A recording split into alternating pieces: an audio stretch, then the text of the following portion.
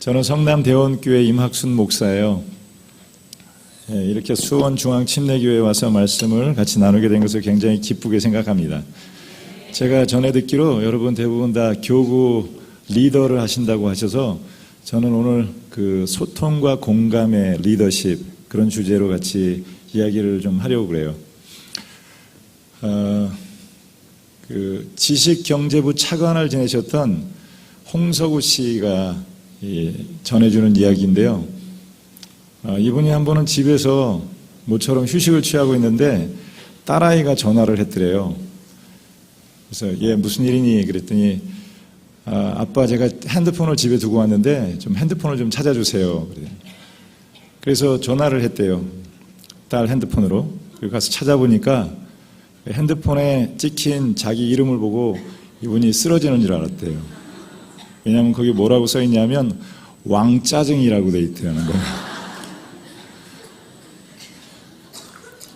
너무 충격을 받아서 도대체 아이에게 어떻게 했길래 아이가 나를 왕짜증으로 기억할까 생각해 보니까 이분이 뭐 한나라의 차관을 지내시니 얼마나 바쁘시겠습니까? 그러니까 왜 출타해 있는 시간이 많고 이따금 집에 들어오면 아이에게 자꾸 핀잔하는 얘기를 하게 되더래요. 눈에 자꾸 걸리는 일들이 있고 성적이 이게 뭐니? 너도 열심히 했다만 그래도 좀 더 열심히 해야 되지 않겠냐? 책망하고 채찍질을 하는 얘기를 주로 많이 하니까 아이가 아빠를 보면은 언제부턴가 마음이 부담을 가지게 되고 자꾸 외면하게 되더라는 거예요. 그리고 아빠가 하는 모든 일들이 다 왕짜증처럼 생각이 됐대요. 혹시 또 아들은 어떻게 생각하고 있을까? 아들 핸드폰에 자기 이름이 어떻게 되어 있는가 궁금하더라는 거예요. 여러분 오늘 집에 가시면 애들 핸드폰에 이름이 뭐라고 되어 있는가 한번 확인해 보십시오. 아들 핸드폰을 찾아봤더니 그 인간이라고 되어 있더래요. 소통은 전혀 없이 권위만 내세우는 아버지, 그리고 아들과 눈높이를 맞춰서 공감하는 것이 아니라 언제나 일방적으로 책망하는 아버지, 그 아버지의 모습이 자기하고 전혀 상관없는 그 인간으로 비춰졌다는 거예요. 그래서 직장에 가서 동료들하고 이야기를 나눠봤더니 동료들도 비슷한 경험들이 많더랍니다. 우리 집 꼰대라고 써있는 사람도 있고요. 제가 이 이야기를 한번 아프리카의 선교사 수련회에 가서 선교사님들과 함께 이야기를 나눴습니다. 그리고 여러분은 어떠십니까? 그랬더니 한 분 말라위 선교사로 계시는 분이 아들 핸드폰에 마피아라고 써있더래요. 그리고 엄마 이름은 톨처라고. 톨처가 영어로 고문관이라는 얘기거든요. 그러니까 엄마가 자기에게 고문하는 사람처럼 인식이 됐다는 거예요. 여러분 한번 깊이 생각해 보십시오. 혹시 우리 목장에서 교구라고 그러시나요? 저희는 목장이라고 하는데 과연 여러분들이 사람들에게 어떻게 인식이 되고 있는가? 관계를 여는데 소통보다 더 중요한 일은 없습니다. 세상에 말 통하는 사람보다 더 행복한 일은 없거든요. 서로 마음이 잘 통하고 부부간에 말이 통하지 않으면 한 6개월만 대화를 안 하면 죽은 부부입니다. 그 심리학자 중에 데니얼 하우먼이라는 사람이 있는데 의사소통은 몸의 혈액순환과 같대요. 부부간의 의사소통은 몸의 혈액순환과 같아서 여러분 피가 통하지 않으면 그 몸은 죽은 것입니다. 한 6개월만 부부간의 소통이 끊어지면 죽은 부부이고요. 자녀하고 관계에서도 소통이 끊어지면 그건 죽은 관계가 되는 것입니다. 교회에서도 목사와 성도들 간의 의사소통이 이루어지지 않는다면 그러면 그 교회 관계는 굉장히 어려워지는 것이죠. 설교도 소통이고 또 목장의 관계도 소통입니다. 어떻게 하면 그 소통을 잘 할 수 있을까요?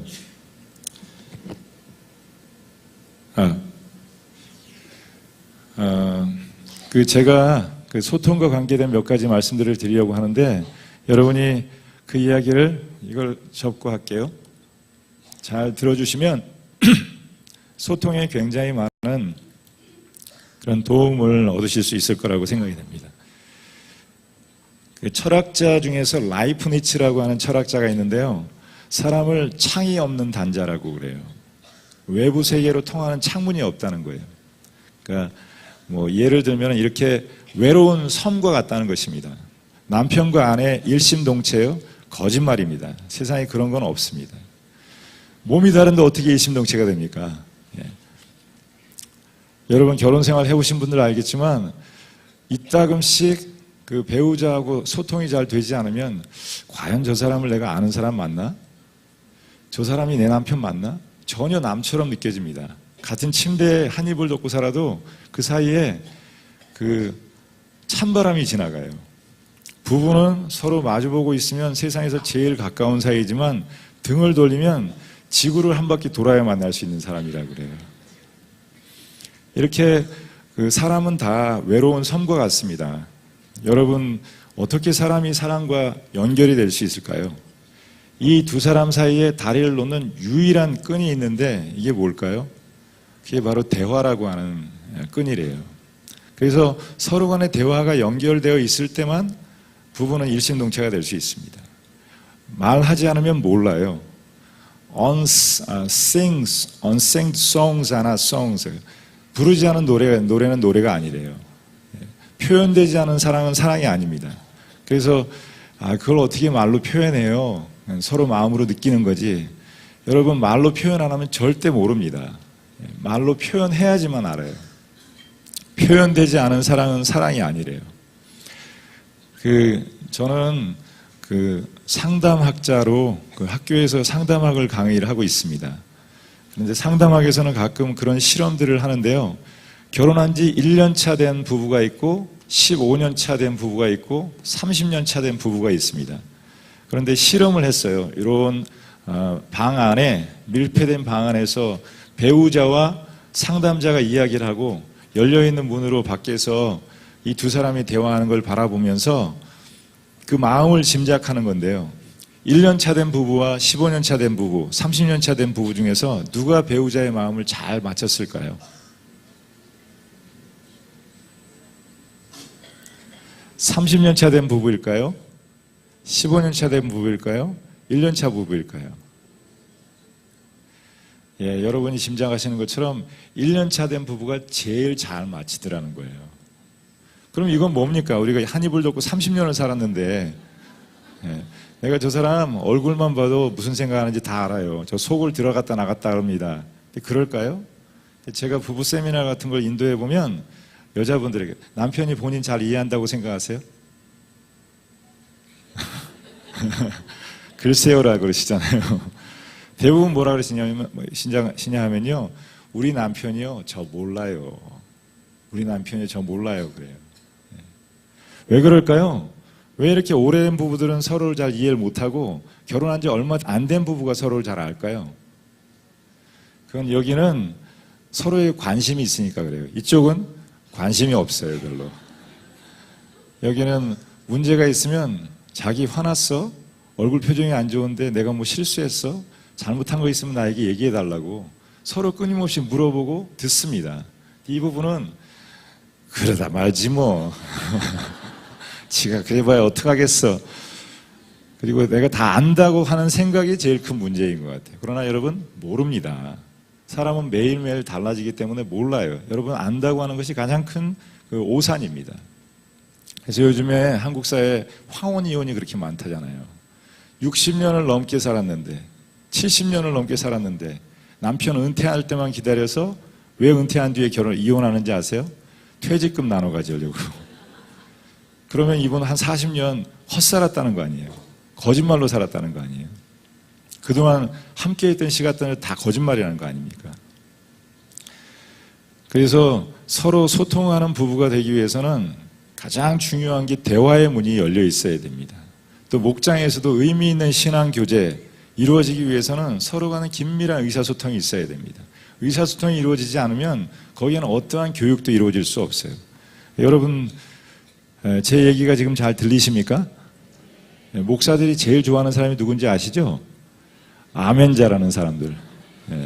왜냐하면 듣고 있는지 안 듣고 있는지를 모르겠다는 거예요. 서로 소통이거든요. 이 설교도.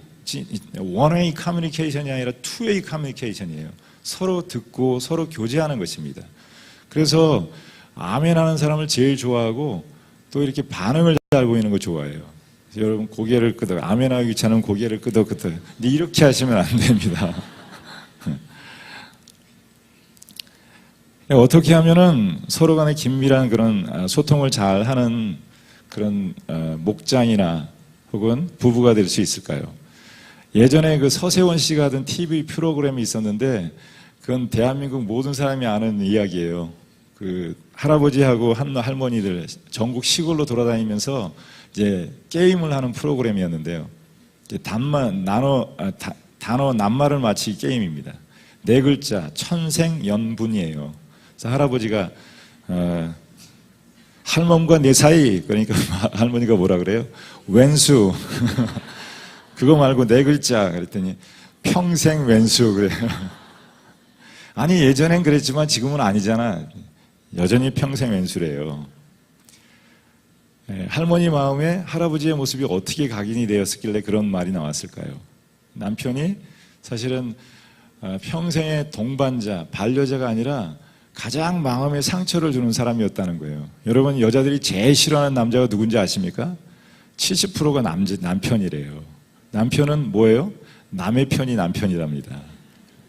그래서 그 할머니한테 물어봤대요. 할머니, 할아버지랑 다시 태어나면 다시 결혼하시겠어요? 물론 하지. 아니 평생 왼수라면서요. 그 인간 길들이느라고 내가 얼마나 고생했는데 지금 또 어떤 놈을 길들이라고 그러시더라는 거예요.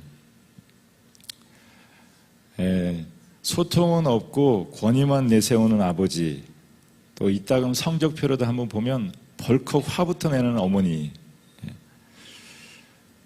불합리하고 억압적이라고 하는 생각이 들수록 아이들은 그 부모로부터 점점 마음을 거두게 됩니다. 그러면 가족 간의 의사소통은 없고 권위와 억압만 있는 그런 작은 창살 없는 감옥 같은 감옥이 되어진다는 거예요.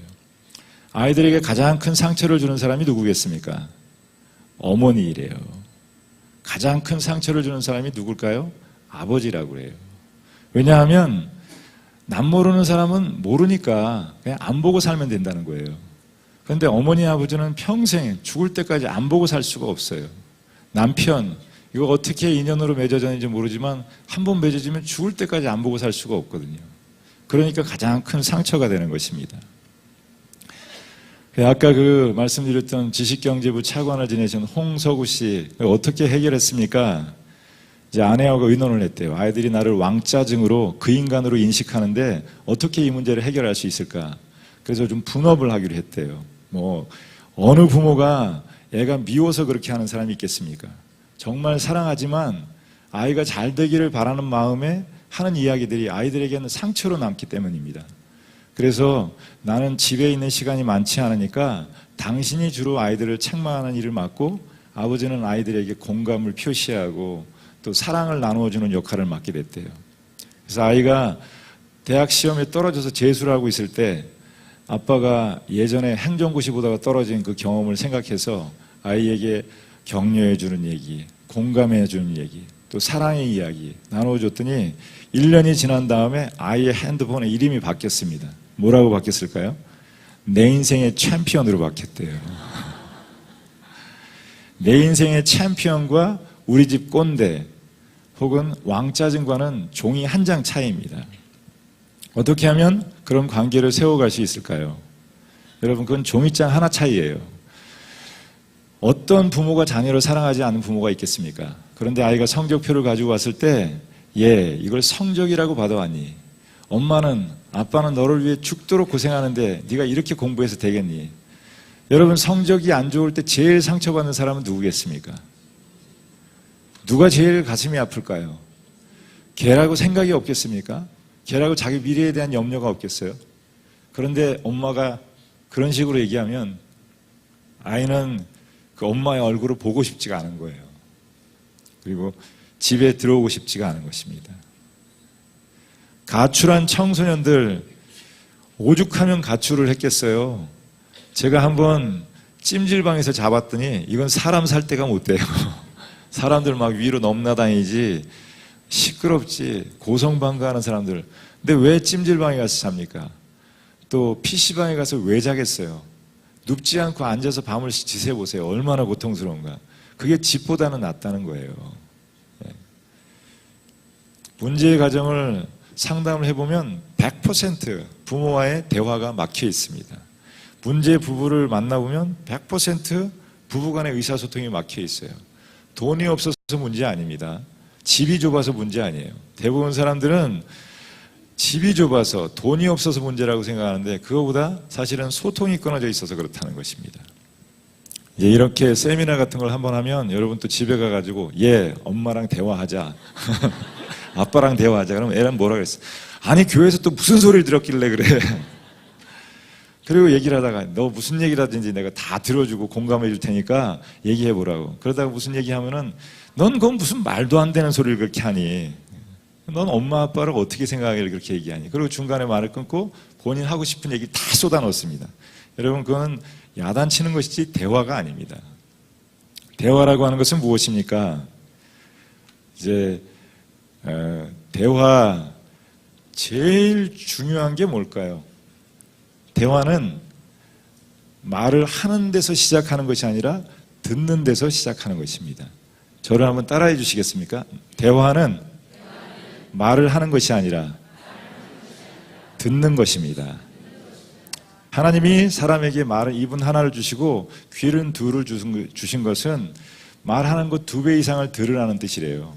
그런데 우리가 나이가 좀 들어가면 점점 듣는 귀가 없어집니다. 연세 드신 분들 보세요. 다 4명이 모이면 4명 다 말만 해요. 아무도 듣는 사람은 없어요. 그래서 대화의 시작은 경청이라고 하지 않습니까? 상담학을 공부해 보면 제일 많이 듣는 얘기 중에 하나가 경청이에요. 경청.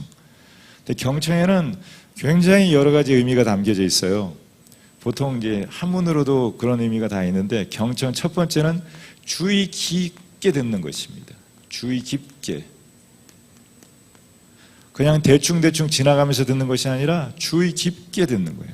그 마음의 마음속 깊은 곳까지 듣는 것입니다. 저희 아이가 아빠 지금은 이제 다 커버렸습니다. 키가 1m 82예요. 저희 아들이. 근데 어렸을 때 저 내일 소풍 가요. 그럼 거기에 무슨 뜻이 담겨 있을까요? 그냥 소풍 간다는 사실을 저에게 단지 알리기 위해서 얘기하는 건 아니겠죠.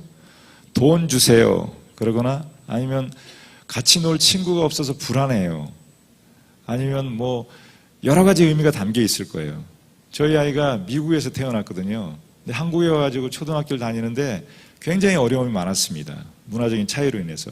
그래서 학교 갔다 오면은 이렇게 막 얻어맞은 흔적들도 있고요. 한 번은 무릎 정강이 밑에가 다 까져가지고 왔더라고요. 그러니까 학교에서 적응이 잘 안 돼가지고 굉장히 고통이 많았거든요. 중학교 가는데 아빠 학교 가기 싫어요. 그래. 거기엔 무슨 마음이 담겨 있을까요? 뭐 두렵다든지 뭐 여러 가지 관계의 아픔이 있다든지 얘기가 있을 거예요. 그래서 경청이라고 하는 것은 말만 듣는 것이 아니라 그 마음속 깊은 곳을 듣는 것입니다. 그 마음에 어떤 생각이 있는지를 듣는 거예요. 또 두 번째는 반응을 보이는 것입니다. 반응. 경청, 반응을 보이면서 듣는 거예요.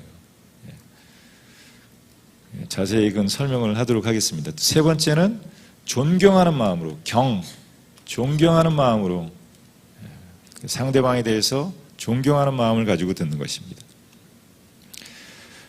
대화에 있어서 가장 중요한 부분은 이제 듣는 것인데 사람들은 잘 들어주는 사람을 좋아합니다. 왜냐하면 들어준다는 것은 그 사람을 존경한다는 뜻이고 들어준다는 것은 내가 당신을 지금 신뢰한다는 뜻이고요. 그 사람에게 내가 전폭적인 지지를 보내준다는 것이고요. 그래서 이 배우자에게 해줄 수 있는 최고의 서비스는요, 배우자가 무슨 말을 할 때 잘 들어주는 것입니다. 한 번은 어느 성도님이 그런 얘기를 하는데요. 아내가 이제 결혼한 생일이 됐습니다. 그래서 아내에게 여보 무슨 선물을 해줄까? 그랬더니 아내가 그러더래요. 네, 다른 선물 아무것도 필요 없고 제 얘기 2시간만 들어주세요. 좀 불안하지만 무슨 돈 드는 것도 아니고 그러니까 약속을 했습니다. 오케이, 들어줄게. 그런데 조건이 있다고 딱 이 3마디만 하고 얘기를 들어야 된다는 거예요. 응, 그래? 그랬구나. 이렇게만 얘기하고 얘기를 들어줘야 된다고 그러더래요. 그래서 약속을 하고 얘기를 듣는데 아내가 마음에 섭섭했던 얘기들을 하나씩 풀어놓기 시작합니다. 당신은 어떻게 시어머니 앞에서 나에게 그렇게 면박을 줄 수 있냐고. 그러니까 남편이 나름대로 이유가 있을 거 아니에요. 아, 그건 그게 아니고 이래서 약속했죠? 어떻게 해요? 그래? 그랬구나. 그렇게 얘기를 한 30분쯤 들으니까 정말 미쳐버릴 것 같더래요. 예. 막 더 이상 약속이고 뭐고 다 때려치우고 그만두고 싶더라는 거예요. 아내의 속 마음을 얘기하는데 견딜 수가 없더라는 거예요. 1시간이 지나고 2시간이 지나고 이 남편분이 엉엉 울었대요. 아내 마음에 이렇게 많은 상처가 있고 이렇게 쌓여있는 것이 많은데 내가 이걸 이렇게 모르고 살았구나. 그렇게 부부가 같이 살았지만 아내 마음속에 이렇게 쌓인 것이 많은지 몰랐구나. 여러분, 듣지 않으면 모릅니다. 성경 말씀에도 사람마다 말하기는 천천히 하고 듣기는 속히 하라. 우리는 대화 그러면 일단 말하는 것부터 시작한다고 생각을 합니다. 그런데 그것이 아니라 대화는 상대방을 잘 듣는 것입니다. 들어야 알 수 있습니다. 듣지 않으면 모릅니다. 우리는 전혀 다 다른 세대에 속해 있고 다른 환경과 문화 속에 속해 있기 때문에 상대방이 하는 말을 듣지 않으면 그 사람의 속 내용을 잘 이해할 수가 없습니다. 우리가 잘 듣지 못하는 이유는 잘 안다고 하는 선입견 때문에 그래요. 아, 내가 말 안 해도 다 알아. 얼굴만 봐도 알아. No, 절대 그렇지 않습니다. 여러분은 전혀 모릅니다. 듣지 않으면 알 수가 없어요. 여러분 자녀 세대는 여러분과 적어도 한 30년 정도 이상 차이가 있기 때문에 그 세대 아이들 세계에서 어떤 일들이 일어나는지 여러분 짐작도 할 수가 없어요. 그래서 그 이야기를 듣지 않으면 잘 알 수 없다는 거예요. 주의 깊게 들어주십시오. 그리고 두 번째 잘 듣는다는 것은요, 반응을 보여주는 것입니다. 마타라조라고 하는 심리학자가 실험을 했어요. 사람을 세 그룹으로 나누고 한 그룹의 사람과 얘기할 때는 전혀 반응을 보이지 않고 그냥 쳐다만 보고 있는 거예요. 또 한 그룹의 사람에게는 적절한 반응만 보이고 세 번째 그룹의 사람은 아, 그랬군요. 짧은 이렇게 감탄사를 하면서 반응을 보여주고 고개를 끄덕끄덕 해주고. 누가 제일 얘기를 많이 했을까요? 반응을 적절하게 많이 보여준 쪽이 반응을 하지 않은 사람보다 7배 이상 말을 많이 하더라는 거예요.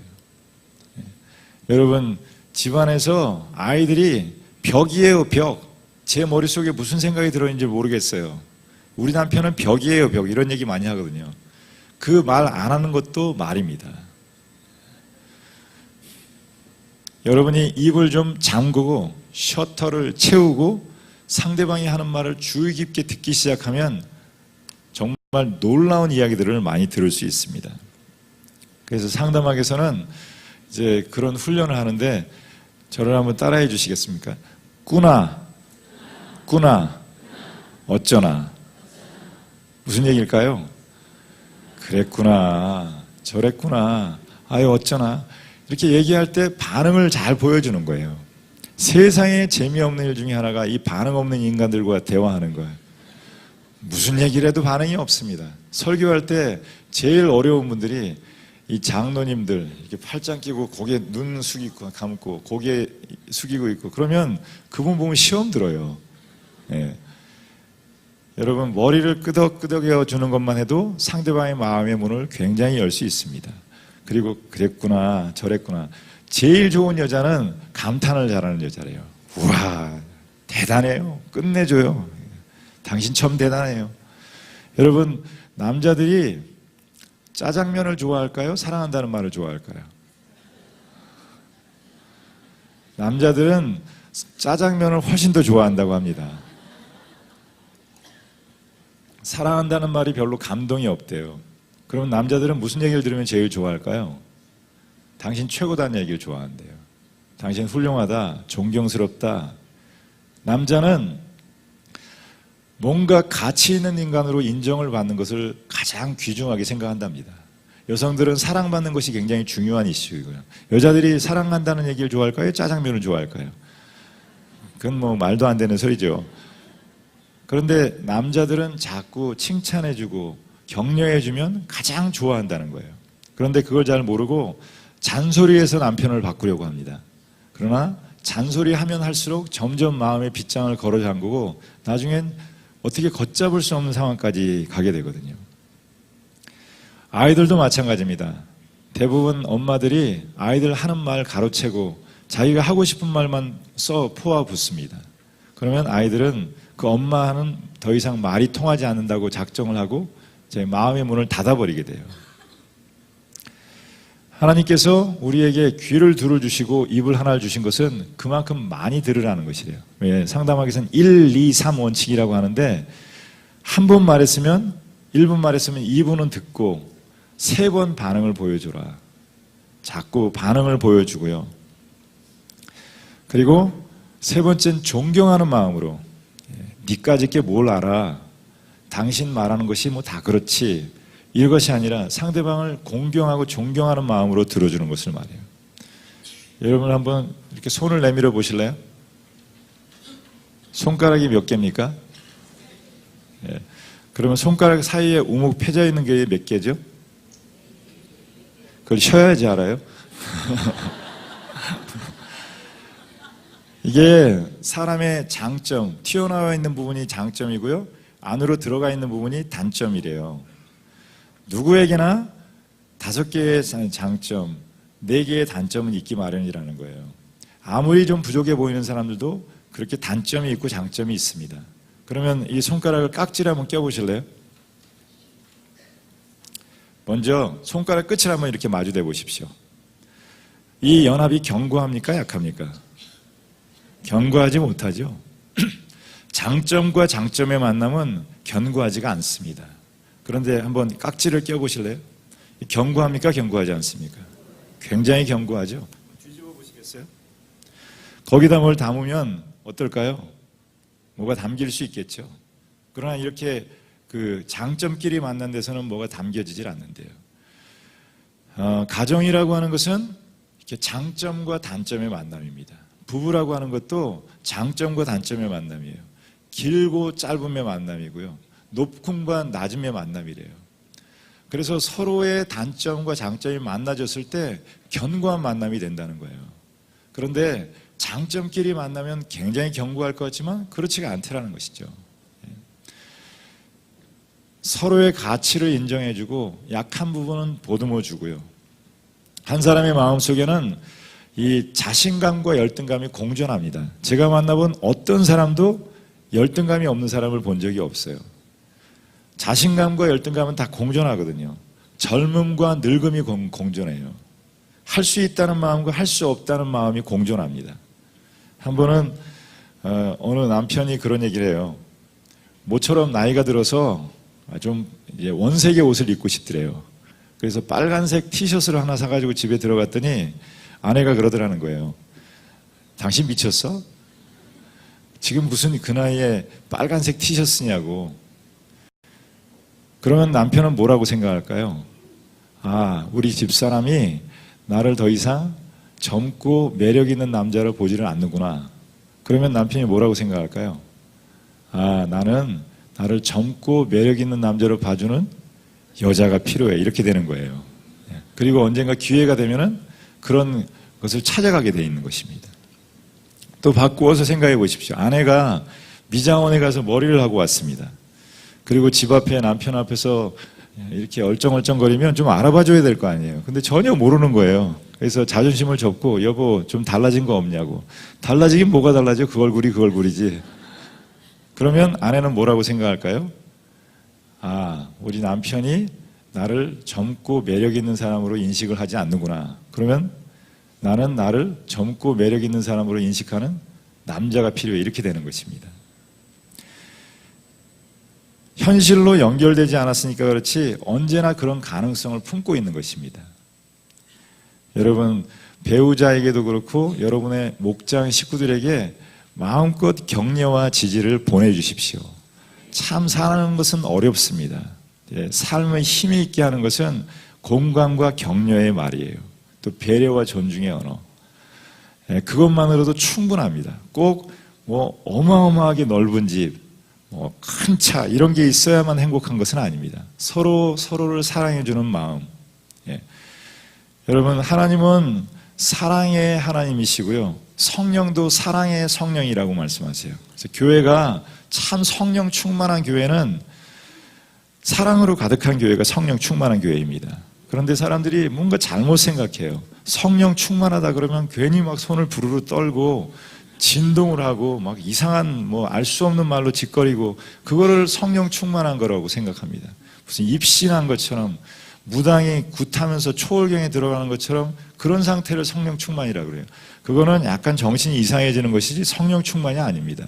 성령 충만은 여기 보니까 주제가 좋은 것 같아요. 예수님을 닮아가는 마음. 은사로 충만하다는 사람, 40일 금식 기도하고 무슨 은사를 받았다는 사람 보면 뭔가 이상해 보여요. 그리고 사랑이 별로 없습니다. 남을 정죄하려고 그래요. 목사님이 은혜가 있다 없다, 뭐 장로님이 새벽 기도를 나온다 안 나온다. 본인이나 기도 열심히 하면 되지 왜 남 기도하러 온지 아는지를 뭐하러 보고 그랬는지 모르겠어요. 저를 한번 따라해 주시겠습니까? 성령 충만은 사랑 충만입니다. 우리 옆에 사람을 한번 보실까요? 예, 우리 한번 인사를 하겠습니다. 이렇게 멋진 분 옆에 앉게 돼서 영광입니다. 아니 좀 진심을 담아서 해보세요.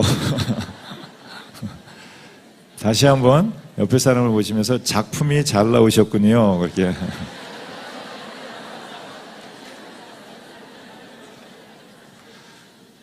제가 스페인에 가서 그 피카소 뮤지엄을 한번 가봤어요. 거기에 피카소의 그림들이 몇천 점이 있는 거예요. 그런데 그 그림 한 점이 막 400억씩 된대요. 제가 보기엔 100만 원 주고 사라 해도 안 살 것 같은데 그거를 400억이 넘는데요. 왜 그림이 그렇게 비쌀까요? 왜가 그 그림이 그렇게 비싸겠습니까? 피카소가 그린 거니까. 그리고 세상에 한 점밖에 없는 그림이니까. 그거 말고 사진 찍어서 카피해 놓은 거는 값이 나갈까요? 전혀 가치가 없습니다. 근데 한 점밖에 없는 그림이니까. 여러분 생각해 보십시오. 여러분은 누가 만들었습니까? 여러분 누가 만들었어요? 하나님은. 여러분처럼 생긴 인간이 또 있습니까? 없어요. 하나님이 실력이 부족해서 여러분을 그렇게 만들었다고 생각하세요? 이 성형하는 인간들은 회개해야 됩니다. 하나님께서는 여러분 한 분 한 분을 목적과 의지와 뜻을 가지고 만드셨습니다. 그리고 여러분의 삶은 그것만으로도 충분합니다. 피카소 그림이 더 소중합니까? 여러분이 소중합니까? 그런데 그렇게 생각들을 안 하는 것 같아요. 예, 오늘 그 우울증이 20% 이상이라고 그러고요. 매년 자살하는 사람이 14,000명이 넘습니다. 지금도 하루에 46명이 스스로 목숨을 끊고 그러는데요. 왜냐하면 자존감의 상실이에요. 자기 스스로에게 화가 나는 것입니다. 이렇게 살 바에는 차라리 죽는 게 낫다. 그렇지 않습니다. 세상에 하나님이 창조하신 여러분, 사람보다 더 소중한 것이 없습니다. 우리가 남에게는 또 격려하는 얘기 잘하고 존중하는 얘기 잘하는데 자기 스스로는 함부로 대하는 경우가 많거든요. 한번 이렇게 몸을 만져보실래요? 수고 많았다 이렇게 얘기를 해주실래요? 사랑한다. 어떤 분이 얘기를 했더니 막 눈물을 흘리시더라고요. 자기 몸 이렇게 수고했다. 얼마나 고생했니. 그 생각만 해도 너무 고마운 거예요. 사람은 반영한 대로 반영되어지는 존재라고 합니다. 캐나다 맥길 대학의 교수 월더 피필드라고 하는 사람이요. 반영되어진 대로 반영한대요. 아이들은 여러분이 반영한 대로 반응합니다. 여러분이 너는 쓰레기야, 너는 가치 없는 인간이야, 너는 차라리 태어나지 않으면 좋을 뻔했어. 그러면 그 아이는 그대로 자기를 인식하는 거예요. 그 엄마가 한 얘기대로 인식하는 것입니다. 여러분 자녀는 여러분의 말의 결과예요. 배우자도 마찬가지입니다. 여러분이 평소에 한 말의 결과라는 것이죠. 왜 콩나물 키워보셨어요? 이게 굉장히 수원중앙침례교회는 젊으시네요. 굉장히 젊으셔. 가장을 잘하셨는지 모르겠는데 뭐 70 넘어서 화장을 하면 뭐 환장이라고 그러던가 뭐. 콩나물을 키워보면 물을 주면 어떻게 합니까? 다 빠져버려요. 그래도 물을 많이 주면 이 콩나물 뿌리가 굵고 길게 자라요. 그런데 물을 안 주면 어때요? 물을 안 주면 뿌리가 잔뿌리만 많아집니다. 그리고 썩어버려요, 뿌리가. 아이들도 부모로부터 공감의 말, 격려하는 말, 이렇게 칭찬의 얘기를 많이 들으면 굵고 길게 자라요. 거의 이건 100% 탁월한 사회적인 지도자 중에서 보면 다 어린 시절 기억이 좋대요. 부모로부터 충분한 그런 공감의 말을 많이 듣고 자란 아이들이라는 거예요. 그런데 어린 시절 기억이 좋지 않은 사람들은 평생 그 기억과 싸워야 되는 거예요. 부정적인 기억과 싸워야 됩니다. 물을 주지 않으면, 부모로부터 긍정적인 평가를 받지 못하고 자라면 잔뿌리만 많아져요. 염려만 많아지고 근심만 많아지고, 그리고 결국은 뿌리가 썩어버리게 된대요. 여러분 자녀들에게, 또 여러분 목장의 식구들에게, 교구 식구들에게 마음껏 격려와 지지의 메시지를 보내주세요. 여러분, 교회는 다 사랑을 받기 위해서 오는 곳입니다. 근데 교회에 와서 남을 비평하고 판단하고 정죄하려면 교회는 뭐하러 나오세요? 교회로 와서는 하나님의 은혜로 서로를 보듬어 안고, 교회는 따뜻한 기억이 있는 곳이라야 된대요. 교회를 생각하면 마음이 훈훈하고, 목사님을 생각하면 마음이 훈훈하고 그래야 돼요. 근데 교회에서 서로를 비평하고 평가하고 정죄하는 것이 많다 그러면 그 교회에 대한 기억이 어떻게 좋겠습니까? 좋은 아내는 감탄을 잘해주는 사람이래요. 좋은 교구장, 여기는 이름을 뭐라고 그러시죠? 예? 교구장님.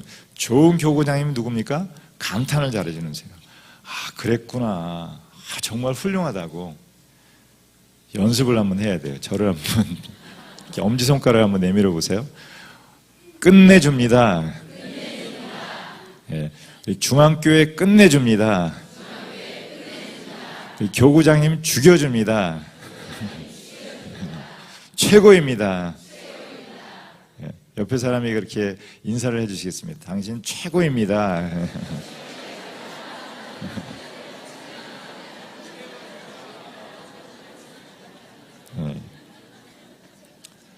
사람은 반영한 대로 반응합니다. 하나님의 사랑을 많이 받고 늘, 그래서 우리가 예수 믿으면 사람이 변하는 게 왜 그렇습니까?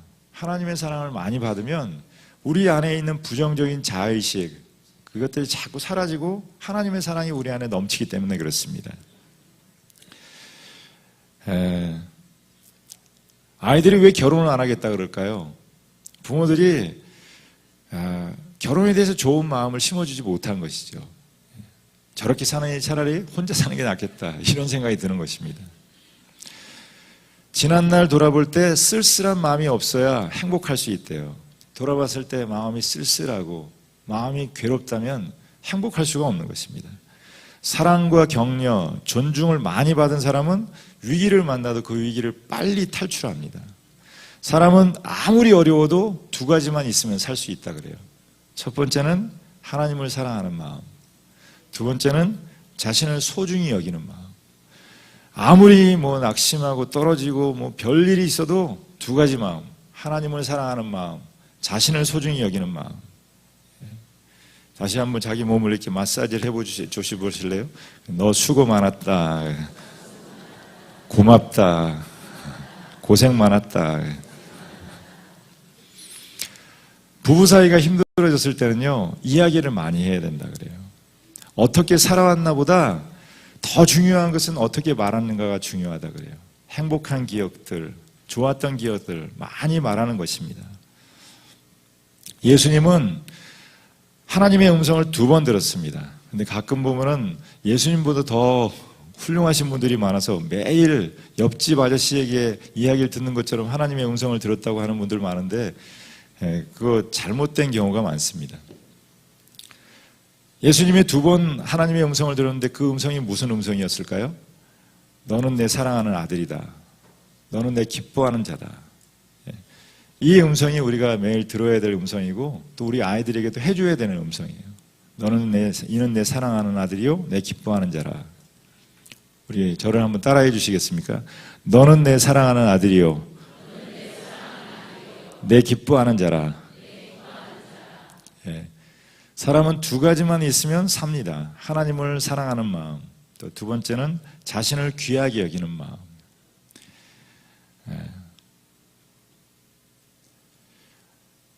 엄마의 역할은 아이들의 마음을 잘 이해해 주는 것, 또 아버지의 역할은 자랑스러운 모습으로 서 있는 것. 교회는 따뜻한 그리움의 대상이 되어야 됩니다. 절망하면 찾아올 수 있는 곳, 마음이 상했을 때 찾아올 수 있는 곳. 아이들에게 하나님 잘 믿어라, 열심히 살아라, 공부해라, 강해져야 된다, 이런 말 할 필요 없습니다. 아이들은 엄마 아버지가 자기의 반영해 준 대로 반응을 하게 되어 있대요. 공부 잘하기 원하시면 TV를 끄십시오. 책 보세요. 아이들은 그것을 따라하게 되어 있습니다. 청년들은 듣는 복음에 익숙하지가 않대요. 보는 복음에 익숙하다는 거예요. 엄마는 TV 보고 있으면서 너 방에 들어가 공부해. 누가 공부를 하겠습니까? 여러분, 만약에 정말 아이들이 공부를 잘하기 원한다면 TV를 치우셔요. 저희 집에는 TV를 없앴어요. 아이들 초등학교 졸업해서 중학교 갈 때 저희 집사람과 의논을 했습니다. TV로 인해서 여러 가지 장애가 많으니까 우리가 TV를 없앱시다.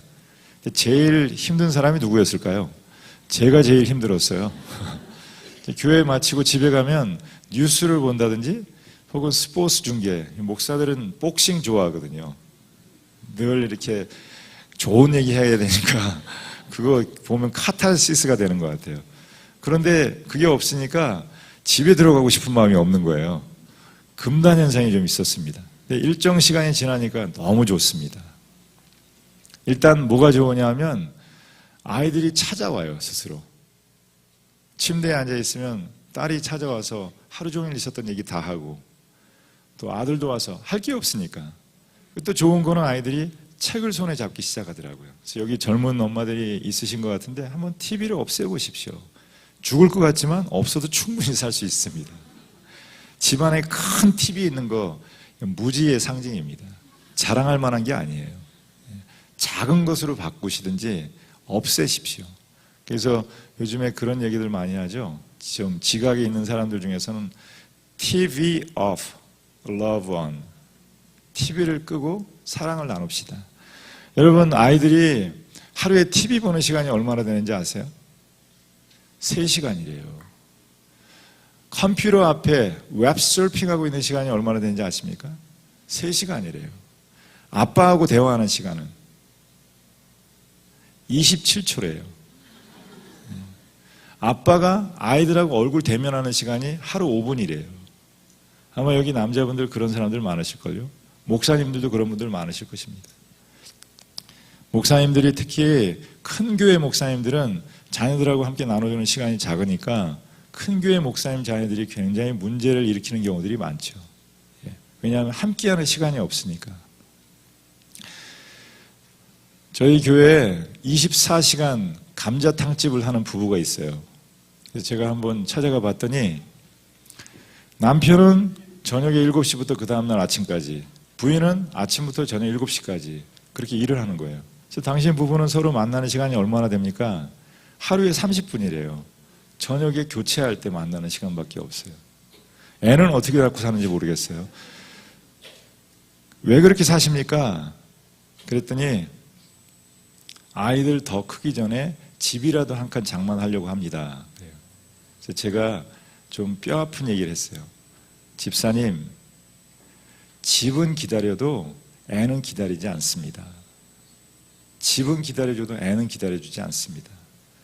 집이야 나중에 살 수 있지만 아이는 성장 과정에서 엄마 아빠와 당연히 나눠야 될 시간들이 있는데 그걸 나누지 못하면 마음에 병이 들거든요. 그러면 그 다음에는 그것을 바꿀 수가 없다는 것이죠. 아이들이 집을 일단 나가게 되면 그 다음서부터 아이들과 관계를 개선하는 것이 불가능해집니다. 아내 데리고 있을 때 관계를 개선해야지 한번 그 나가고 나면 다시는 개선할 수가 없다는 것입니다. 좋은 부모가 되기를 원하신다면 먼저 아이에게 가치 있는 사람이라는 것을 인정하도록 그렇게 이야기해 주십시오. 여러분, 좋은 교구장이 되기 원하신다면 교구 식구들에게 그 사람들이 본인이 생각하는 것보다 더 가치 있는 사람이라는 것을 알게 해주시고요. 격려와 칭찬. 칭찬은 고래도 춤추게 한다 그러지 않습니까? 영혼을 키우는 산소라고 해요. 설령 지금 잘못하고 있다 그래도 책망해서 사람은 변하지 않습니다. 이렇게 격려의 얘기, 공감해주는 얘기. 공감이라고 하는 것은 그 마음을 같이 나눠준다는 거예요. 그 사람의 눈높이와 맞춰서. 왜 목사들이 하는 가장 큰 실수 중에 하나가 청중이 있으면 이 청중들이 다 같은 수준으로 생각을 한다는 거예요. 그러나 여기에는 굉장히 영적인 수준이 깊은 분들도 있을 것이고 초신자도 있을 것이고요. 말씀을 이해하는 능력이 깊은 사람들도 있을 것이고 그렇지 않은 사람들이 있다는 거예요. 여러분 교구 안에도 다양한 종류의 사람이 있을 거예요. 그런데 내 기대에 부응하지 못한다고 원망과 불평의 감정을 쏟기보다 그 사람의 수준에 맞춰서 눈높이를 맞춰서 대해 주십시오. 그리고 그 잠재력을 믿어주고요. 또 그 느낌을 같이 나누어 주는 것. 왜 아이들이 문제아가 됩니까?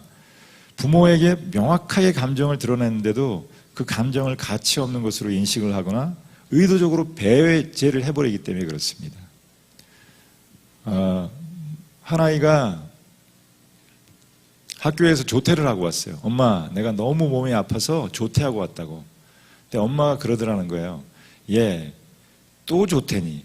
공부하기 싫으니까 핑계도 많구나. 아이는 어떨까요? 굉장히 이렇게 버려지는 느낌이 들지 않겠습니까? 근데 그럴 경우에 이렇게 얘기해 주면 어떻겠습니까? 너는 어지간하면 조퇴를 하지 않는 아이인데 조퇴를 한 거 보니 굉장히 몸이 힘들었는가 보구나. 얘가 상습적으로 조퇴하는 아이라 그래도 어느 쪽의 말에 더 반응을 보이고 변화할까요? 분명히 첫 번째 말은 자신의 화를 분풀이하는 데는 도움이 되겠지만 아이의 행동을 수정하는 데는 크게 도움이 되지 않을 것입니다. 교회에서도 저희는 신방전사님이 있는데요. 한번 얘기하는 걸 듣고 깜짝 놀랐어요. 권사님이 한 2주일 정도 교회를 빠졌습니다. 그 주일날 왔는데 그 권사님한테 그러더라고요. 아니 권사님 대해서 주의를 거른다는 게 말이나 됩니까? 어떻게 생각하세요? 굉장히 어렵겠죠.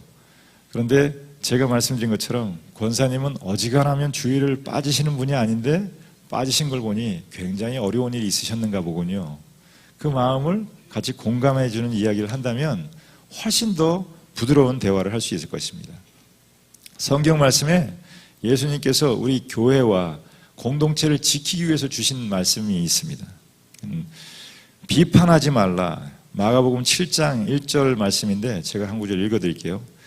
비판하지 말라. 비판을 받지 아니하려거든 비판하지 말라. 너희가 비판하는 그 비판으로 너희가 비판을 받을 것이요 비판을 받지 아니하려거든 비판하지 말라. 너희가 비판하는 그 비판으로 너희가 비판을 받을 것이요 너희가 헤아리는 그 헤아림으로 너희가 헤아림을 받을 것이니라. 우리는 다 부족한 인생들입니다. 허물이 많습니다. 교회에도 비판할 것이 많고 가정에도 비판할 것이 많고 그렇습니다. 물론 건설적인 비평은 필요합니다. 그런데 성경에서는 그것을 비평이라고 하지 않고 분별이라고 말씀하세요. 그것은 정말 상대방을 사랑하고 충정 어린 마음에서 하는 말입니다. 그런데 우리가 하는 대부분의 말들은 그런 충정 어린 마음보다는 상대방을 상처를 주거나 모욕하기 위한 의도가 많습니다. 누가 사기를 쳤대, 누구 남편이 외도를 했대, 그렇지만 잘했으면 남편이 외도를 했겠어? 이런 식의 얘기들을 이게 교회 안에서 떠들어가는데 사람들이 교회를 떠나는 거의 99%의 이유는 이런 의도하지 않은 루머, 나에 대한 부정적인 평가나 비판적인 언사들, 그것 때문에 교회를 떠나는 경우가 많습니다. 어떻게 그 사람이 나에게 그렇게 얘기할 수가 있어? 도저히 참을 수가 없다고. 왜 비판을 해서는 안 됩니까? 찰스 스윈들 목사님이 몇 가지 얘기를 하는데요. 첫 번째는 우리가 사실을 다 모르기 때문에 비평해서는 안 된다는 거예요. 또 두 번째는 그 사람의 동기를 이해하지 못하기 때문에 비평해서는 안 된다는 것입니다. 또 세 번째는 우리가 완전히 객관적이지 못하기 때문에 비평해서는 안 된다는 거예요. 또 상황을 완전히 다 알지 못합니다. 이 언어라고 하는 것이 상황에 따라서 다 다르거든요. 예를 들면은 미장이가 벽돌 그러면 무슨 얘기예요? 벽돌 가져오란 얘기죠. 그런데 10층 위에 있는 사람이 벽돌, 그럼 무슨 얘기입니까? 벽돌 떨어지니까 조심하라는 얘기예요. 같은 말이라 그래도 어떤 맥락에서, 어떤 컨텍스트에서 사용이 되는가에 따라서 굉장히 다르게 사용이 됩니다. 근데 그거를 그 컨텍스트에서 뽑아서 그 말만 가지고 비평을 하면 굉장히 왜곡시킬 수가 있다는 것이죠. 또 우리는 보지 못하는 부분이 많습니다. 내가 알지 못하지만 그 사람의 그럴 수밖에 없는 그런 사정이 있는 것입니다. 또 우리 눈은 굉장히 제한되어 있어요.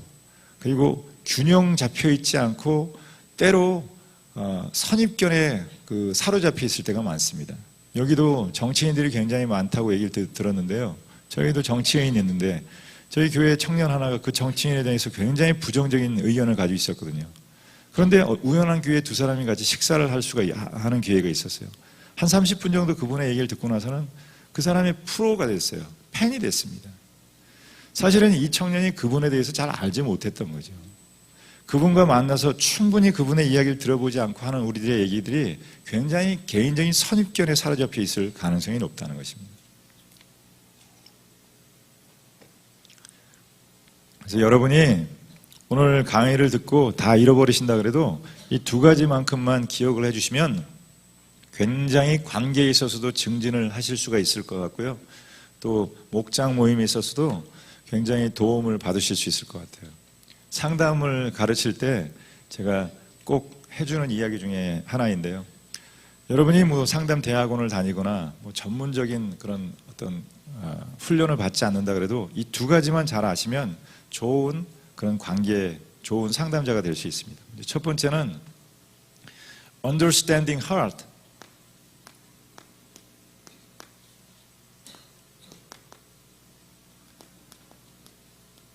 예, 이해하려는 마음이에요. 그 사람을 이해하려는 마음. 이해하려고 하면 이해가 됩니까? 안 됩니까? 이해하려고 하면 이해 안 될 게 없습니다.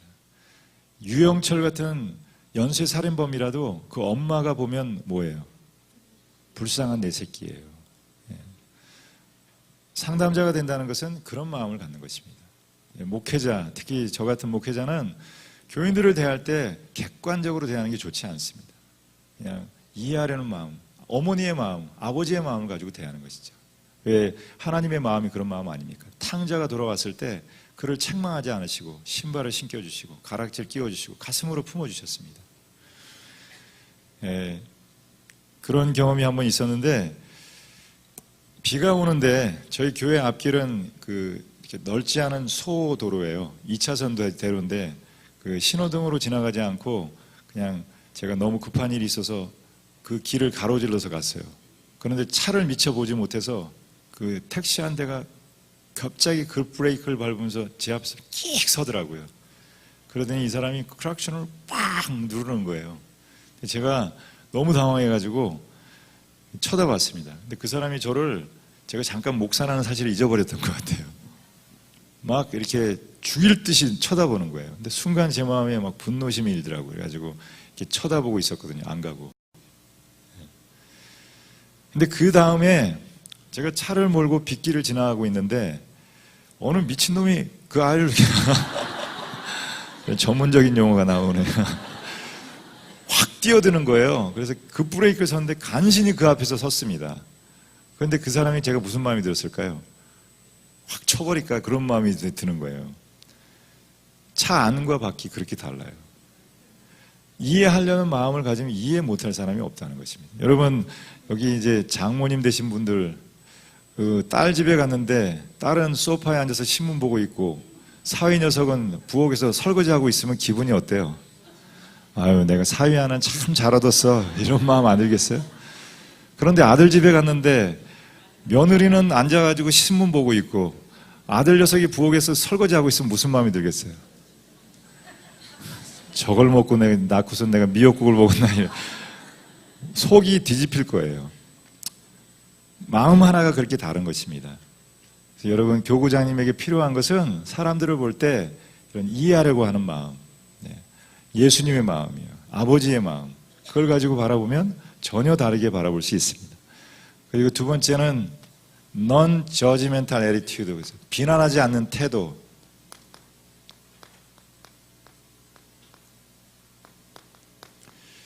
한번 저를 따라해 보실까요? 이해하려는 마음, 비난하지 않는 태도. 교구장님들이 그 식구들에게 가져야 될 마음입니다. 어떤 실수가 있다 그래도 이해하는 마음으로 봐주십시오. 그리고 비난하려고 하는 태도를 접어보십시오. 사람이 변화하는 것, 왜 장발장, 레미제라블, 비참한 사람들이란 뜻이 아닙니까? 그 장발장이 빵 하나 훔쳤다는 이유 때문에 10수년을 감옥에서 살고 그 마음이 얼마나 응어려진 게 많았겠습니까? 밖에 나왔을 때도 여전히 사회에 대한 적개심을 가지고 있었습니다. 그리고 성당에 들어갔는데 하룻밤 재워줬어요. 근데 거기서 은초대를 훔쳐가지고 나오지 않습니까? 경찰에게 잡혀서 다시 찾아갔을 때 그 신부님이 그를 책망하지 않고 왜 이것도 가져가지 않았냐고 다른 것까지 내밀었을 때 그때가 이 사람에게는 변화의 모멘텀이 된 것입니다. 사람이 변화하는 것은 책망에서 변화하는 것을 본 적이 없습니다. 또 야단 맞는 분위기에서 일 잘하는 사람 본 적이 없어요. 여러분, 우리는 다 허물이 많은 사람입니다.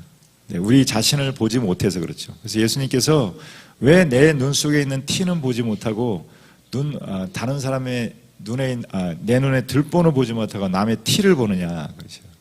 우리는 가치 기준이 조금씩은 다 왜곡되어 있습니다. 그래서 사람들은 비난하지 않고 이해하려는 마음을 가지고 대해줄 때 비로소 변하게 된다는 것이죠.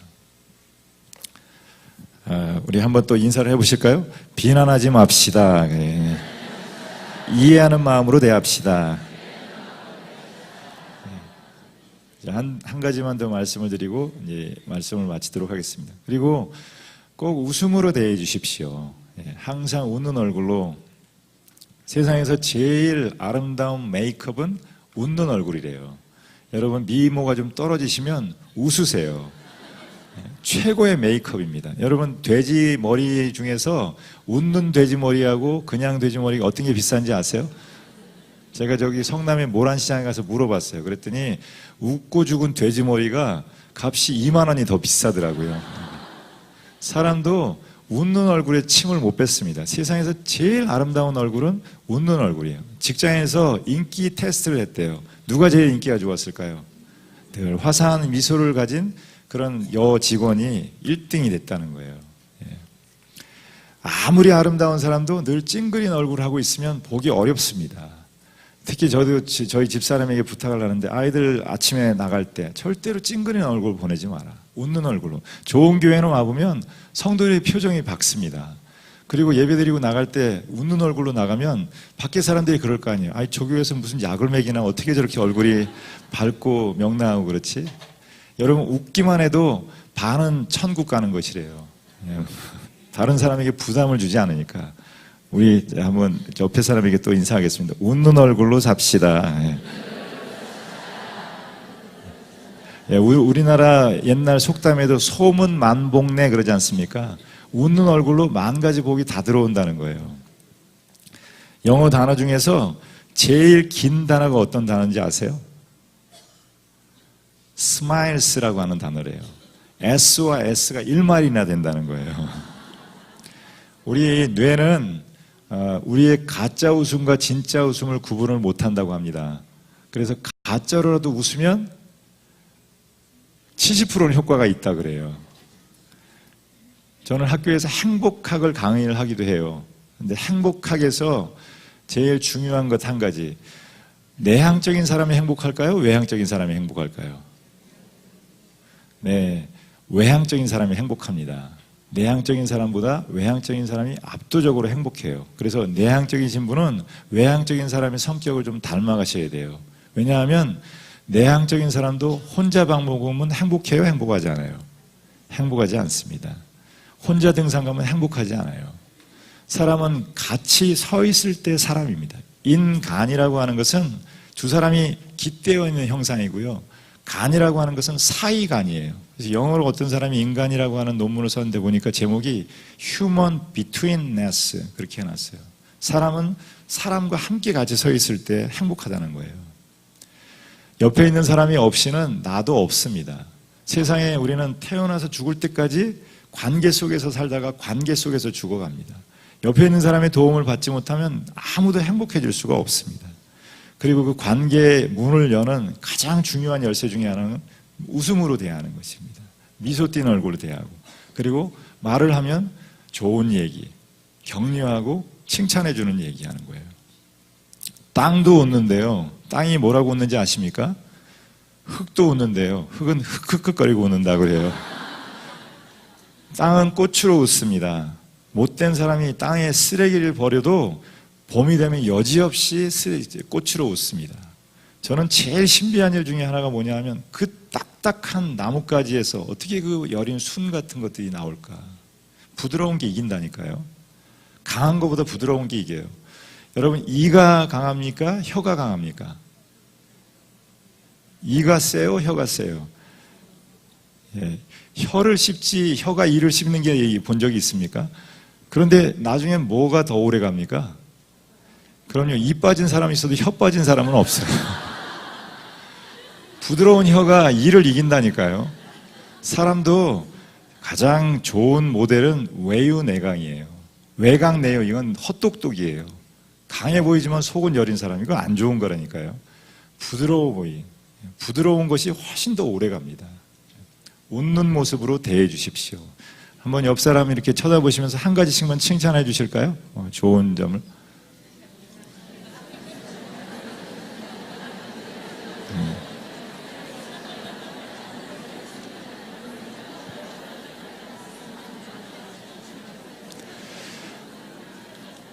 반영한 대로 반응한다는 것은 여러분에게도 적용이 됩니다. 세상은 거울과 같습니다. 여러분이 웃으면 세상도 웃습니다. 여러분이 찡그리면 세상도 찡그려요. 사람들이 여러분에게 반응이 좋지 않으면 거울로 여러분 얼굴을 한번 들여다보십시오. 혹시 내가 세상을 향해서 찡그린 얼굴을 대하고 있지는 않았는가. 예.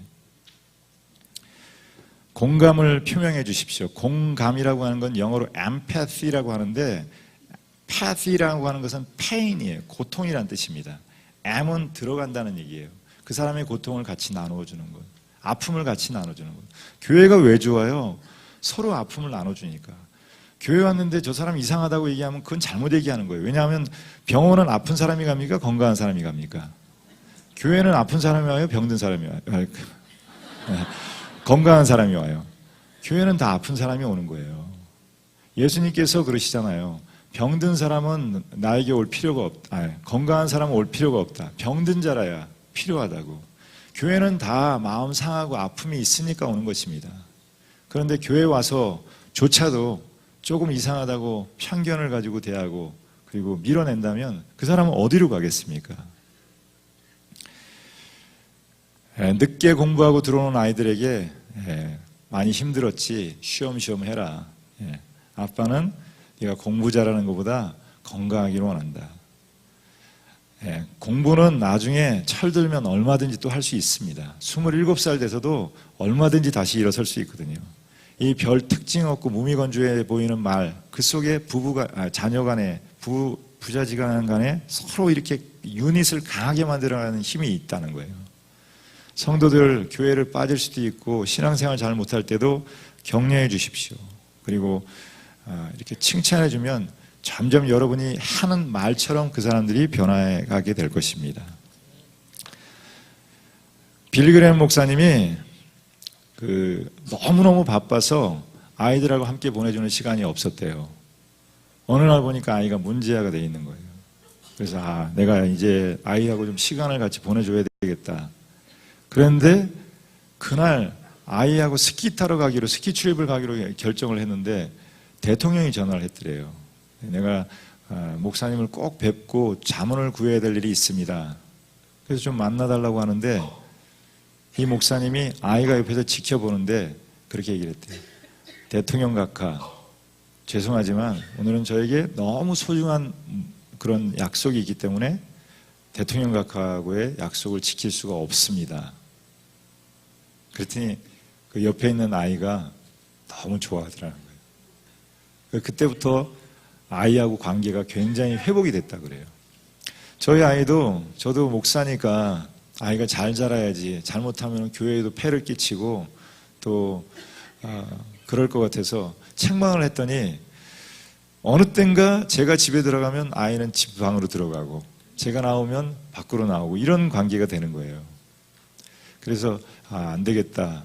아이하고 관계를 위해서 좀 뭔가를 해야 되겠다. 그래서 아이만 데리고 좀 저걸 썼어요. 로마를 둘이서만 여행을 했어요. 한 열흘 정도 중학교 3학년 아이 데리고 같이 걸으면서 오랜 시간 대화를 했더니 저는 그 아이 속에 그렇게 깊은 생각들이 들어있는지 몰랐습니다. 굉장히 관계를 많이 회복을 하게 됐어요. 저희 교회에서는 치유와 회복을 위한 목회를 한다 그래요. 그래서 한 사람 한 사람 성도의 마음을 치유하고 돌아보는 역할을 하겠다. 지금 한국 교회가 세계 역사에 유례없이 많이 성장이 됐지만 그러나 여전히 교회 안에도 소외된 사람들, 마음 상한 사람들이 많고 그러니까 교회를 보는 세상의 시각들이 점점 싸늘해지고 있는데 한 사람 한 사람의 영혼을 돌아보고 치유하는 목회가 필요하다. 그렇게 하고 있는데요. 그래서 부부 세미나나 결혼 예비학교 이런 거 잘 해요. 근데 한 번은 이제 결혼 아버지 학교 이런 걸 했던 것 같아요. 근데 그런 프로그램을 하면은 사실은 이렇게 강의는 별로 의미가 없습니다. 강의 뭐 듣는다고 여러분 얼마나 기억이 되시겠어요? 여기 나가는 순간 다 잊어버리시죠 또. 그런데 자기들이 한 그 프랙티스가 중요하거든요. 예, 아버지들에게 다 뭐 아이를 사랑하는 20가지 이유 쓰라고 그러고 한 번은 그런 숙제를 내줬던 것 같아요. 그걸 집에 가서 아이 앞에서 아이를 데리고 가서 이렇게 테이블보가 씌워있는 되게 화이트 테이블 씌워있는 좀 좋은 식당이거든요. 그 아이에게 그걸 읽어주라고 시켰어요. 그랬더니 한 아버지가 저하고 비슷한 상황이었던 것 같아요. 딸 아이가 이분은 아주 공무원이라 꼼꼼하고 빈틈이 없는 분인데 딸은 덜렁덜렁거려서 집에 가보면 방이 너절하고 또 지저분하고 그래서 항상 책망하는 얘기를 많이 했대요. 언젠가 딸과 관계가 소원해진 채 대화 없이 지난 시간이 상당히 오래돼 있더라는 거예요. 그래서 얘기를 해야 되겠다 생각하고 집에 아파트 앞에 가서 딸에게 전화를 했습니다. 예, 아빠가 좀 하고 싶은 얘기가 있으니까 좀 내려올래? 애는 무슨 생각하겠어요? 이 인간이 또 무슨 얘기를 하려고 내려오라고 오라 그러나 겁부터 나잖아요. 그래서 아빠가 올라오시면 안 돼요. 화가 나더래요. 그래서 빨리 안 내려오면 너 죽을 줄 알아요. 아이가 쓰레빠를 신고서 막 뛰어내려왔더라는 거예요. 태우고 애는 납치당한 줄 알았을 거예요. 좋은 식당에 가서 앞에 촛불이 있는데 앉혀놓고서 아이를 사랑하는 20가지 이유를 읽어줬대요. 생각해보니까 참 감사한 일들이 많더라는 거예요. 아이가 너그러워서 주변에 친구가 많습니다. 공부는 좀 못하지만 대인관계가 굉장히 좋습니다. 그리고 신앙생활도 잘하는 것 같아요. 그걸 이제 한 가지씩 읽어줬더니 나중에 이렇게 고개를 들어서 아이를 쳐다보니까 얼굴이 이렇게 눈물 자욱이 가득하더라는 거예요. 그리고 데리고 나와서 차를 타고 집으로 오려고 했는데 아이가 아빠에게 요청을 하더래요. 우리 조금만 걸으면 안 되겠냐고. 그래, 그러자고. 그래서 탄천가로 이렇게 쭉 같이 걷는데 그 1시간 동안 얼마나 깊은 얘기를 그 딸과 나누는지 모른다고. 사람은 아까 얘기되는 것처럼 다 창이 없는 단자입니다. 외부 세계로 통하는 창이 없어요. 다 외로운 섬과 같아요. 한 분 한 분 만나면 얼마나 외롭게 사는지 몰라요. 우리에겐 함께 나눌 수 있는 사람들이 필요합니다. 목장 모임, 또 다른 설교 필요 없습니다. 이 교구 모임은 성경 공부하는 시간도 아니에요. 또 설교하는 시간 아닙니다. 어떤 분은 교구장님이 한 40분씩 설교를 한대요. 예, 어려워요, 그런 거. 그게 아니라 서로의 충분히 이야기를 나누고 인생을 나누는 시간들입니다. 삶을 나누는 시간이에요. 그리고 서로를 격려해 주는 시간이에요. 사람들은 반영한 대로 반응한대요. 예, 따뜻한 이야기를 많이 들으면 그렇게 성장해 가는 것입니다. 만약에 여러분 교구가 그렇게 치유와 회복이 있는 교구가 되시기를 바라고요. 또 여러분 가정이 그렇게 치유와 회복이 일어나는 가정이 되시기를 바랍니다. 예, 기도하겠습니다. 하나님, 저에게 예수님의 마음을 허락하여 주시옵소서. 하늘 보좌를 버리시고 우리 인간을 구원하기 위해 낮고 천한 몸으로 내려오시고 여자의 몸에 자궁 안에 착상이 되시고 또 여자의 젖을 먹으면 안 되는 그런 미약한 모습으로 인간의 생로병사를 다 겪으면서 사람을 이해해 주셨습니다. 그런데 언제부터인지 저희에게는 이해하는 마음은 사라지고 정죄하려는 그 날카로운 눈만 뜨고 있었습니다. 그래서 주변 사람들에게 많은 상처를 주고 저 역시도 외로운 섬과 같이 살아왔습니다. 이제 제 허물과 제 눈에 들보를 보게 하시고 정죄하려는 돌을 내려놓고 누군가를 사랑하며 예수님의 마음으로 안아주며 살아가는 그런 사람이 되도록 주여 인도하여 주시옵소서. 아이의 마음으로 세상을 바라보게 하시고 아이의 아픔을 같이 느끼게 하시고 저희를 또 교구장으로 작은 목자로 세워주셨는데 사람들을 그리스도의 마음으로 바라보며 그들의 아픔을 함께 느끼며 가정재단을 함께 쌓아가는 교구장님들이 되도록 주님 인도하여 주시옵소서. 우리 부부가 하나님 어느샌가 이렇게 마음에 상처가 많습니다. 서로를 바라볼 때 아픔이 있습니다. 사람은 반영한 대로 반응한다는데 제 말의 결과입니다. 제가 잘못 살아왔습니다. 하나님 저의 허물과 죄를 용서하여 주시고 제 안에 그리스도의 마음을 주셔서 남편을 또 배우자를 그리스도의 마음으로 사랑해주는 부모가 될 수 있도록 배우자가 되도록 주님 인도하여 주시옵소서. 우리 아이들은 우리의 소망이고 꿈이고 모든 것입니다. 제가 고생하며 살아가는 삶의 목적이고 삶의 보람입니다. 문제 아이가 있는 게 아니라 문제 부모가 있을 뿐이라는 주님의 말씀, 그 말씀에 제 가슴이 무너집니다. 하나님, 제 눈을 떠서 살아계신 하나님을 보게 하시고 아브라함 같은 믿음의 부모가 되게 하시고 한나 같은 믿음의 어머니가 되게 인도하여 주시옵소서. 제 헛된 말과 또 비판의 언어로 아이의 마음에 상처가 있다면 예수 그리스도의 보혈의 피로 씻어주시고 또 새 마음, 새 영혼을 허락하여 주셔서 주여 주님이 기뻐하시는 하나님의 사람으로 성장해 갈 수 있도록 주님 인도하여 주시옵소서. 저희들에게 귀한 이 교구장의 사명을 주셨는데 맡은 자에게 구할 것은 충성이라고 하셨습니다. 마음의 중심이 담겨있는 사역으로 성도들을 일으켜 세워주며 주님의 교회를 세워가며 하나님의 나라를 세워가는데 아름답고 선하게 쓰임받는 지도자가 되도록 하나님 인도하여 주시옵소서. 이제는 우리 주 예수 그리스도의 크신 은혜와 하나님 아버지의 거룩하신 사랑하심과 성령님의 인도하시고 진리 가운데 이끌어주시는 역사하심이 수원중앙침례교회 모든 성도들과 특히 주의 말씀을 맡은 우리 교구장들 머리 위에 이제부터 영원토록 함께 하시기를 간절히 축원하옵나이다. 아멘.